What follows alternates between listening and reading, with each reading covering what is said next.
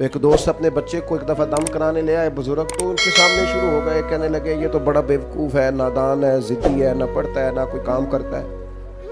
تو میں نے ان سے کہا آپ تو بڑے سخت اس کے بارے میں رائے رکھتے ہیں۔ کہنے لگے باقی بھائی ٹھیک ہے، یہ پتہ نہیں بچہ کس پہ چلا گیا۔ تو میں نے کہا مہربانی فرمائیے گا آج کے بعد آپ نے اس کے سامنے نہیں کہنا تو ضدی ہے، یہ تو پکا ہو جائے گا بیچارہ، یہ کہے گا میں کو الگ ہوں بہن بھائیوں سے۔ اپنی اولاد کی تربیت کریں تو غیر محسوس طریقے سے کریں، اس طرح ان کو ٹارگٹ کرنا تمہارا کچھ نہیں ہو سکتا، تم کبھی ٹھیک نہیں ہو سکتے، ساڈا قبیلہ تو نہیں نہ آگے جا سکتا، یہ آپ کیا کر رہے ہیں؟ آپ اس کو پکا کر رہے ہیں کہ ناکام ہو جائے۔ اولاد ہے، بیٹا ہے، بیٹی ہے، ان کے رویے کو سخت تھوڑی کیا جائے گا، ان کو تو اس طریقے سے سمجھایا جائے گا کہ کام بھی ہو جائے، انہیں پتہ بھی نہ چلے ہمیں سمجھایا جا رہا ہے۔